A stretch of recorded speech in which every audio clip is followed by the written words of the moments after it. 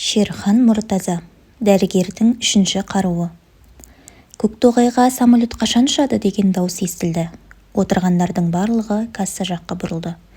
Ауа райы жоқ, деді касса ішінен әйел дауысы.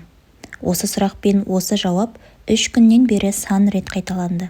Жұрттың бұған құлағы үйренгені сонша, сұрақтың орынсыз екенін де елемей бұрынғыдай сыбыр-сыбыр сөз етуді де қойды.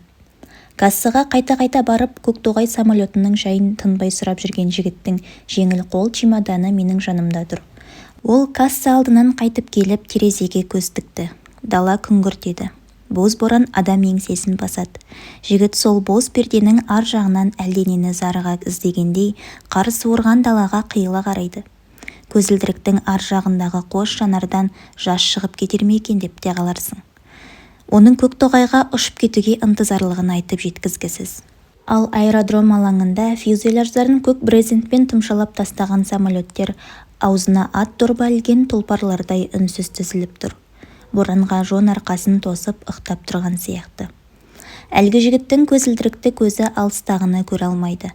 Дөңес шыныдан жанары жансызданып, ерекше аларып көрінеді.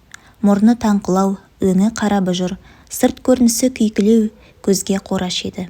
Бірақ қазіргі терезе алдында тұрған қалпын көріп, осының өзі ақын емес пе екен деген ой басыма келе қалды. Кейіннен сөйлесе келсек, ол дәрігер екен. Көктоғай аудандық ауруханасының осында командировкаға келіп, енді қайта ауданға ұша алмай отырғанына бүгін 3-ші күн екен. Күн ашық жарық болса, Көктоғай самолетке 45 минуттық жол көрінеді. Ал арқаның ақ бораны ұшы-қиырсыз аспан аясымен жер үстінде ойнақ салғанда Көктоғайға самолет ұшпайды. Машина тіптен баспайды. Ол жаққа қарай темір жол жоқ. Жол жүргенде күткен жаман. Үйден бір шыққан соң тезірек жүріп кеткің келеді. Ал қыстың зікір салған долы дауылында аэропортта қамалып отырғаннан азапты нәрсе жоқ сияқты. Бұл сезім маған белгілі. Әйтсе де, көрші отырған жігітке самолет күту азаптардың азабымен барабар болды. Несіне сабырсызданасыз, дедім мен оның көңілін бір сәтке болса да бөлгім келіп. Боран да басылар, күн де ашылар. Мына тұрған Көктоғайға көзді ашып жұмғанша жетіп барасыз. Мен асығатын себеп бар, туысқан, деді жігіт скамейкаға отыра беріп. Ол себепті айтсам түсіне аласың ба дегендей бетіме біраз қарап қалды. Аэропорт залының іші жолаушыларға лық толы. Біздің дәл қасымызда Қарағайлыға баратын бір топ геолог чемоданды төсей салып, домино тастарын тақылдатып отыр. Әріректе әлдекімдер карта үйлестіріп жатыр. Біреулер кітапқа үңілсе, біреулер жұмыссыздықтан қалғып-мүлгіп қалыпты. Ал далада боран түтеп, айнала төңіректің түнеріп кеткені сонша, аэропорттың ішінде күндіз барлық шамдарды жағып қоюға тура келді. Мен асығатын себеп бар, деді жігіт. Жол тосып отырғанымызды ұмыталар ма екенбіз? Бізге уақыт өздіру керек қой. Қаласаңыз айтайын. Мен медицина институтын Алматыда бітірдім, деді Әшім. Жігіттің аты Әшім еді. Студенттік қимас қызықты жылдар көзді ашып жұмғанша дегендей жылдам өте шықты. Қазір ойласам, ақ асау толқындай сапырылысқан, көз ұшынан мұнартып, борт-борт желген сағымдай елес жүректі жылытып, толқытып, балқытып жүре береді. Ол күндердің қызығы мол еді ғой. Күнбе-күн семинардың, жыл 12 айдағы қос сессияның уайымы зор болса да, студенттік өмір жаздай жарқыраған тамаша өмір ғой. Институт бітірген соң мені алыстағы ауданға қызметке жіберді. Алғашқы күн ауруханамен танысудан басталды. Аурухананың есігін алғаш рет дәрігер ретінде аттап басуым. Менен жақсылық, жәрдем күткен жаутаң көздерді алғаш рет көруім. Ол көздердің саған сұқтана қадалуы тым ауыр. Сонда сен өзіңді дәрменсіз сезінесің. Сен ауру жандар үшін қазір ең құдіретті адамсың. Бірақ сол құдірет бар ма бойыңда? Әсіресе сыр алыспаған жас дәрігердің ауру адамдармен алғаш кездесуі қыл көпірдің үстімен өткенмен бірдей. Кеше ғана институтта жүргенімде, әттең осы сессиядан, осы емтиханнан аман есен өтсем, онан кейінгісінің бәрі жеңіл болар еді-ау деп армандаушы едім. Шіркін балалық десеңші. Нағыз сын, нағыз емтихан енді келді-ау. 4-ші палатамен танысыңыз. Мұнда 5 адам жатады, деді бас дәрігер Жанна Жапаровна. кіршіксіз ақ халат киген орта жастардағы сылқымдау әйел. Біз кіріп барғанда 5 аурудың 5-еуі де бас бұрып қарады. Бір байқап қалғаным, ортадағы койкада жатқан әйелге бас бұрудың өзі күшке түседі екен. Оның тұла бойында өмірдің әлі өлмей тірі жатқанын білдіретін мүше тек үлкен қоңыр көздері ғана еді. Оның көзі жалт етіп жәудіреп қарағанда, апыр-ай, адамда да осындай жанар болады екен-ау дегендейсің. Әйтпесе өңі үсік ұрған күзгі жапырақтай қатып семіп сартап тартқан. Полиартриттің асқынған түрі, деформирующий полиартрит, барлық буын-буынды тұтып қалған дейді Жанна Жаппаровна латыншалап. Палатадағы қалған 4 әйелдің сырқаттары аса қауіпті емес көрінеді.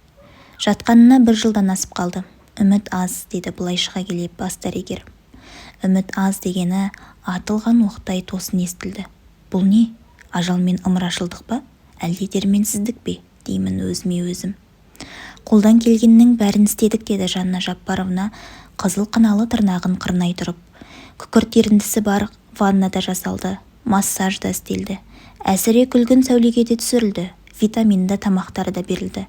Беті бері қарар емес. Еш тер шықпайды, 2 тізесі жап-жалтыр. Деформирующий полиартрит. Семен Самолевич. Ах, Семен Самолевич, сен бізге оқыған полиартрит қой. Қайран профессор, қасымда қазір болар медің. Сенің жәрдемің қандай керек десеңші қазір. Өйткенмен мына Жанна Жаппаровнаның айтуынша сен бізге лекцияда оқыған амалдың бәрі ауруға қолданылған тәрізді. Енді не керек, Құдай-ау, енді не керек? Аурухана бойынша кезекші мен едім. Терезе алдындағы жалаңаш ағаштардың бірен-саран сарғыш жапырақтары жүдеген көбелектей дір-дір етеді. Терезеден күн сәулесі түсті. Оның койкасы терезе алдынан алыс екен-ау деген ой сап ете қалды. Дереу сестраны ертіп алып 4-ші палатаға келдім. Есік ашыла бере кешегі көзбен көзім кездесті. Ол әуелі жалт етіп, онан соң тағы да алданғанын білгендей мұңая қалды. Бұл мергеннің оғы жазатайым тиіп, шала жансар жатқан маралдың көзіндей әдемі әрі аянышты еді. Онда көктей солған өмірдің өкініші мен қапа қасіреті де жаңа күннен, жаңа айдан, жаңа жылдан үміт еткен үлкен үміті мен тіршілік дәметкен тілегі де бар еді. Сізге күн сәулесі өте-мөте пайдалы, сондықтан койка ауыстырып, мына терезе алдына жатыңыз, дедім мен сырғаға. Кезерген жұқа ерні болар-болмас қимылдап, рахмет, деді. Сестралар оны көтеріп алып жаңа орынға жатқызды. Мен оның жатқан жерінен терезеге қарай бедім, бұлтсыз көгілдір аспан көрінді. Ағаш басындағы торғайлар көрінді. Мен дала көрмегелі көп болды, деп сыбырлады сырға. Сағынып қалыппын. Сөйтіп ол аспанға қарай берді.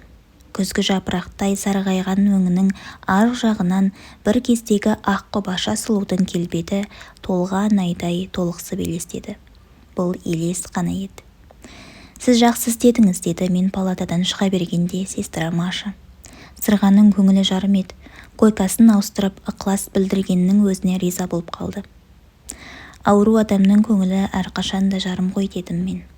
Жоқ, Сырғаның меніңше ауруының үстіне қосылған ауруы бар, деді секпіл бетті сестра Маша. Ол қандай ауру? Бұл өзі біз қатарлы жас адам. Сірә сол 21-22 жас шамасында. Ауырмай тұрғанда тұрмысқа шыққан екен. Ал сүйіп алған күйеуі бұл қатты жығылып ауырған соң осы емханаға әкеліп салды да жоқ болды. Қайтып көрінбей кетті.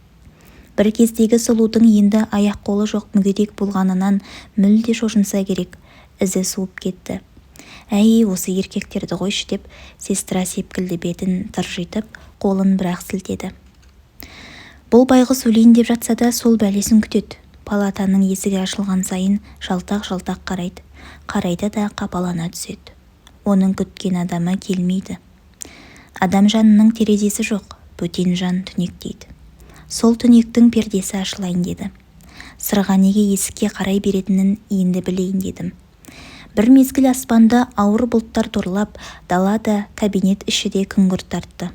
Шымшықтар шыққылықтап, шошаңдағанын қойды. Таса тауып алып, олар да әлденеңдей ойға кетіп үнсіз отырды. Мұндай күндер көңілді қамықтырғыш, әлденелерді албырт күндердің орындалмай қалған тәтті қиялдарын, алғашқы тәуір көрген қызды, алғашқы бозбалалық әурешілікті еске түсіріп, көзге жас келтіреді. Аспанды бұлттар торлап, оның әлжуаз көгілдір төсін таптап, шығысқа қарап жөңкіліп жатады. Терезе алдындағы алма ағашы мен сирен бұталарын дауыл сілкілеп, жазықсыз жазалап, азаптай бастайды. Бұталар майысып иіледі, зордың күшімен сәл уақытқа ғана иіледі. Тәкаппарланып, қайтадан бой түзейді. Олар бағынбайды, қасарыса түседі. Мұны көріп менің ішім жылиды. Мен ырымшыл емеспін, бірақ бұтақтың берілмей қасарысқанын жаным сүйсінеді. Терезеге осылай қарап отыра берсем, көзім жел жұлмалаған сирен шабығының орнында ұзын қара шашын жел-желбіретіп, дауылға қарама-қарсы қасарысып алға талпынған сырғаны көрем. Бұл бір түс сияқты көрініс. Түстен айығып, палаталарды аралау керек екені есіме түседі. 4-ші палатаға кіре бергенімде сырғаның көз жанары енді терезе алдынан жалт етті. Лезде сөніп, бұрынғыша мұңайып қалды. Ол есік ашылған сайын сол мекендеп өз ерін күтеді, ал күйеуі қазір мұның бір жапырақ көңілін көтермейді. Сырға халіне өзі түсіп қалса қайтер еді. Сырға сонда оның соңынан бір ретте іс салмай, халің қалай Сейсен деп бір ауыз көңіл сұрағанға жарамаса, Сейсен не дер еді? Қандай күйде болар еді? Адам атаулыға есендік саулық тілеп, оларда аурудан аман сақтау менің борышым бола тұра, мен қазір өз еркімнен тысқары Сейсенге ауру тіледім. Сырға қазір де бұлт басқан аспанға қарап жатыр. Терезеден оған аспанның бір қиығы мен жел жұлмалаған сирен бұталарының бір түбі көрінеді. Сіз білесіз бе? Түнде мен жұлдыздарды көрдім. Жарты кеш айды көрдім, деді ол әдеттегіше сыбырлап. Қаттырақ сөйлесе деміп қалады. Көптен бері көргенім сол, сағыныппын. Сырға күрсінгендей болды. Сау адам көп нәрсені аңғармайды екен-ау, жұлдызды да сағынады екен-ау дедім ішімнен. Сөйтсем, өмірге құштар жан жатып алып, қарама-қарсы үйдің мұржасынан будақтап ұшқан түтінге де қызығады екен. Балапандарымен топталып, телеграф сымынан тізіле қонып, жылы жаққа ұшып кетуге жиналып, туған жерді қиялмай отырған қарлығаштарға да қызығады екен. Ол тек күзгі жапырақтардың бұтақтан үзіліп түскеніне, енді сол жапырақтардың бір-бірімен еш уақытта сыбырласа алмайтынына қиналады. Сіз білесіз бе? Мына қара шыбындарды мен жақсы көремін, деді сырға сәл-пәл ғана қан жүгірген жұқа ерні күбірлеп. Қара шыбын маған ғашық болғандай бет-аузымды аймалай береді. Оны ұшырмақ болып менің жансыз қолым қимылдайды. Шыбын қонбаса, оның қимылдамауы мүмкін. Шыбын қонғанда денем шімірккенде мен өзімнің әлі өмір сүріп жатқанымды сезініп қуанамын. Осы кезде көшенің ар жағындағы үйдің терезесінен музыка үні естілді. Мынау Чайковский ғой, кішкентай аққулардың биі, деді сырға басын көтермек боп. Мен сестраға ым қақтым. Маша екеуміз сырғаның арқасына жастық қойып, басын биіктедік. Он бойы шалқасынан жатқан адамның сәл де болса еңсесі көтерілгені көрер көзге жақсы екен. Шіркін, балериналар қандай бақытты, деді сырға билеп жүрген кішкентай аққуларды сахнадан көріп жатқандай-ақ. Оның түсі өзгеріп, қазір койкадан өзі түсіп, өз аяғынан жүріп кететіндей көрінеді. Ал музыка оны шақырғандай адамның жан дүниесін шарпып өтіп, шарықтап кетті. Сирен бұтасына қонған алмас шықтай бір тамшы сырғаның алақандай көзінен домалап түсті. Палатаға радио нүкте орнатып, құлаққа киіп тыңдайтын наушник алдырау керек екен, дедім өзіме өзім. 4-ші палатаға кіріп шықпайсыз ба, деді біраз күн өткен соң коридорда жолыққан сестра Маша. Онда не боп қалды деппін. Бөтенде ештеңе болған жоқ, бірақ жай кіріп аурулармен әңгімелесіп, хал-ахуалын сұрамайсыз ба дегенім ғой. Мен тағы да музыка тыңдадым. Ол мені сергіткендей болды, деді аурулармен амандасып, енді сырғаның қасына барғанымда. Ол басынан наушникті сәл-пәл қимылдатып, оң қолымен алуға әрекеттеніп, мен көптен сағына күткен адамымды көргендей болдым. Ауру екенімді де ұмыта жаздап, әлі де әсем үнге жиі-жиі босайтынына қуандым. Жан дүниемнің саңлаулары бітелді ме деп қауіптенуші едім. Көңілім мүлде күңгірттенді ме деп қалушы едім. Мен әлі армандай алады екенмін, доктор, деп сырға қимылдайтын оң қолының шидей саусақтарын терезе торынан түскен күн сәулесіне тосты. Күн сәулесі алақанын қытықтап ойнағысы келгендей болды. Таң алдында сәл ұйықтап кетіп, сараң ұйқыдан соң көзімді ашып қалсам, күн сәулесін көріп қуанып қалам. Мен ұйқыға кеткенде аяқ қолым тіріліп қалған жоқ бекен деп қараймын. Аяқ қолыңыз осыдан 2-3 жыл бұрынғы сау саламат кезіңіздегідей болады әлі деймін, мен аурудың аяқ жағын жылы одеялмен қымтап. Мен түнде түсімде қырда жүгіріп гүл теріп жүремін. Тіпті кейде өзіміздің совхоздың клубында би де билеп жүремін, деді сырға. Әлі қарап тұр, өңінде де талай билерсің деймін, ауруға массаж жасауды сестраға тапсырып. Бұл өзі жазылатын ауру ма еді, дейді сырға. Әрине, дедім мен, дегенде не дерімді білмей қалсам да. Әрине, біздің ғылым үшін жеңілмейтін дерт жоқ. Байқап қарасаң, бір кезде жұртқа соқыр шектің өзі жазылмас дерт еді. Сүзек, шешек дегеннің өзі тажал еді. Қазір олар жойылды. Туберкулез күні кешеге дейін ем қонбайтын ауру болса, қазір ғылым оны емдеудің пәрменді жолдарын тапты. Тіпті жуырда ғана еліміздің ең көрнекті медиктерінің жиналысында атақты профессор Ефимов полиартритті сәтті емдеудің тәжірибелерін ортаға салып, жаңа антибиотик жасап шығарғанын айтты ғой. Сырғаның жансыз аяқтарының жүрмей қалғанынан қан жиналып бетіне шыққандай боп-боз өңі қызыл шырайланды. Жұқалаң ерні дір-дір еткендей болды. Өзіне ғана жарасымды тәмпек мұрнының танауы делдиіңкіреп, тынысы жиіледі. Жаңа антибиотик пе? Жаңа дәрі ме? Деді сырға. Бұл жолы ол сыбырлағанын қойып, даусын шығарып жіберді. Оның шын даусын тұңғыш естігенім еді. Иә, жаңа дәрі, дедім мен, әлсіз арық қолын қалай сипағанымды өзімде сезбей қалып. Ол дәрі бар болса, қайда? Маған неге бермейді екен? Ауыр дерттен нұры қайтпаған үлкен қоңыр көзінен үміт ұшқыны бір жылт етіп, бір сөнді. Мен гүл ашпай жатып, суық шалған адаммын ғой. Мені алдамағайсың. Әлі көре жассылығым бар ма дегендей еді ол көз. Ол дәрі әлі аптекаларға түскен жоқ көрінеді. Тек лабораториялық тәжірибелерде қолданылады екен. Лаборатория. Әлі жоқ деңіз. Жоқ деңіз. Қоңыр көз мен ең алғаш рет көргендегідей әуелі жалт етіп, жоқ деңіз деген кезде мұңайып, тайып кетті. Мен ағат айтқанымды кешегіңкіреп түсіндім де, сабыр ет сырға, әлі қаламыз ол дәріні, дедім. Сабыр, деді ол менің сөзімді ұнатпағандай.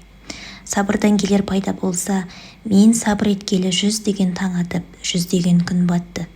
Менің шыдамам сынға түскелі қашан. Сіз түсінбейсіз оны. Мен түсінемін сырға, түсінгендіктен де қайтсем де сол дәріні саған тауып әкеліп беруді ойлап отырмын. Командировка сұрап, облыс орталығына, тіпті Алматыға, онда болмаса профессор Ефимовтың өзіне барамын деп, сырғаның нәзік саусағын алақаныма қалай салғанымды өзімде сезбей отырыппын. Сүйген жырдан көрмеген жақсылықты сізден көрдім-ау. Алғаным мені ауырған соң қара шақағырлы көрмей тастап кеткеннен кейін енді мүлде құрыған адам екенмін деп үрейім ұшушы еді. Сіз неткен қайырымды жан едіңіз. Шынымен жасыған көңіл жадырай ма? Шынымен солған өмір қайта көгерем екен? Адам аяғынан айырылады екен, қолынан айырылады екен. Адам ажардан, сүйікті жардан айырылады екен. Адам отбасынан, ошақ қасынан, басқа түссе бақытынан айырылады екен. Бірақ арманнан айырыла алмайды екен. Мен осы уақытқа дейін ауа жұтып, жарық дүниені терезенің бір қиығынан болса да көріп жатсам, оным осы арманның арқасы. Шіркін, жантақ жамылған кең далаға тағы бір шығып, кәрі әкемнің отарындағы қойға жамыраған қозылардың соңынан тағы бір жүгірсем-ау. Сау адам көп нәрсенің қадірін біле бермейді ғой. Әйтпесе қызыл тікен кешіп, қозы артынан жүгіргенде арман болады екен, дедім ішімнен тағы да. Осыдан қарада тұр, бұл арманың да орындалар. Жоқ, бұл арман бұған дейін қанатсыз еді. Енді сіз қанат бітірдіңіз, деді сырға. Енді менің жатсам, тұрсам сырғаға берген уәдем есімнен бір шықпайтын болды. Менікі де бір үміт еді. Әйтпесе жаңа антибиотиктің жарық дүниеге келгенін медицинский работник газетінің 10 жылдық хабарынан оқып едім. Ал ол қашан пайдалануға беріледі, одан беймағлұм едім. Үміт қой. Адамға адам жақсылық тілеген үміттер көбейе берсе ғой шіркін. Үміт пен арман алдыңнан шығып, ұдайы қол бұлғап тұрады. Ол періштедей көзге көрінбей, мен бұндалап алға жетелей береді. Аспандағы ай мен күндей арман да мәңгілік, ол еш заман өлмейді. Сырғаныкі де сондай өлмес, өміршең арман ғой. Мейлі ол қозы қайыр ота қаңсасын, бірақ соның өзі қандай десеңші. Кеселі, қатерлі адам үшін о да аспандағы айдай ғой. Адамның жолы күннің жолына ұқсайды деседі. Адамның да айлап атқан таңы бар. Еңкейіп еңіске түскен кезі де бар. Жолдар ұқсас, бірақ әркімде күннің нұры, күннің дарқандығы, күннің жомарттығы бар ма? Мен адамның ажалына ара түспекпін. Оны қасірет қайғыдан айырмақпын. Осы мақсатыма жетсем, мен де кішкентай күнге ұқсар едім. Міне, сырғамен соңғы әңгімеден кейін мен осылай ойладым. Ал енді менің неге сонша асығып отырғаным сізге түсінікті бола бастаған шығар деп, Әшім тершіген көзілдірігін алып, бет оралмалымен мұқият сүртіп, үндемей қалды. Жаңа дәріні таптыңыз ба сонымен, дедім мен шыдамсызданып. Таптым, деді жас дәрігер күлімсіреп.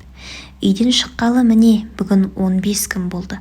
Оның 3 күні өзіңіз білесіз, самолет күтумен өтті. Мені сағат сайын, минут сайын тосып жатқан адам бар. Ал мен болсам, отырысым мынау. Аэропорт ішіндегі домино ойнап отырғандар да, карта соғып жатқандар да, газеттің хабарландыруына дейін қалдырмай оқып отырғандар да, жалыға жантайып жатқандар да, бәрі де кенет тына қалды. Маңдайшадағы репродуктордан диктордың микрофонды шертіп тықылдатқаны естілді. Бұл көптің зарыға күткен дыбыс еді. Тыңдаңыздар, деді дикторда қуанып. Қарағайлыға қарай ұшатын самолетке отыру басталды. Қайталаймын. Әшім көзілдірігін асығыс киіп орнынан атып тұрып кассаға қарай жүгірді. Геологтар артынып-тартынып тысқа шыққан есікке қарай ынтылады. Қону алаңында АН-12 самолетінің моторлары бірінен соң бірі оталып, қалақшалары әуелі жайлап айналып, бірте-бірте боран таптаған ақ қарды құйындай ұшырып, көзге көрінбей, бұлдыр ауаға сіңіп кеткендей болды. Тыңдаңыздар, деді диктор дәл бір Әшімге ғана арнап айтқандай бір түрлі салтанатты дауыспен. Көктоғайға ұшатын самолетке отырғызу басталды. Ал, сау саламат болыңыз. Сіздің самолетіңіздің тезірек келуіне тілектеспін, деді Әшім кішкентай қол чемоданын келіп алып тұрып. Сау бол, сырғаға сәлем айт, дедім мен шын пейіліммен. Оның сауығып кетуіне, арманына жетуіне тілектес тағы бір бейтаныс адам бар екенін айт. Рахмет, деді Әшім. Сөйтіп, студент күннен мұраға қалған мақталы шолақ пальтоның жағасын көтеріп, көзілдірігін түзеп қойып, самолетке беттеді. Сонда орта ғасырдың ұлы ғалымы Ибн Синаның бір сөзі есіме түсті. Дәрігердің 3 қаруы бар. Бірі пышақ, екіншісі шөп, үшіншісі сөз деп еді ол. Пышағы хирургтың қандауыры. Дәрі-дәрмек аталонның бәрі шөптен шығады. Ал шын жүректен шыққаны жылы сөз, ауру адамға деген сүйіспеншілік сөзі, өте құдіретті сөз. Әне, анау самолеттің баспалдағына аяғын аттап салған жігіттің кішкене чемоданындағы әрең іздеп тапқан жаңа дәріге жас доктордың ауру адамға деген сүйіспеншілігі, жалынды сөзі қосылмаса, жалаң дәрінің өзі дәрменсіз болар ма еді. Тыңдаңыздар, Алматыға ұшатын самолетке отырғызу басталды, деп хабарлады диктор. Мен де алаңға қарай аңяңдадым. 3 күннен бері үнсіз тұрған аэродром дәл қазір самолеттер ұшырып салют атқандай көк қырандарын жан-жаққа аттандырып жатты. Олар тек жолаушыны ғана емес, шартарапқа сағыныш пен армандарды да алып ұшты.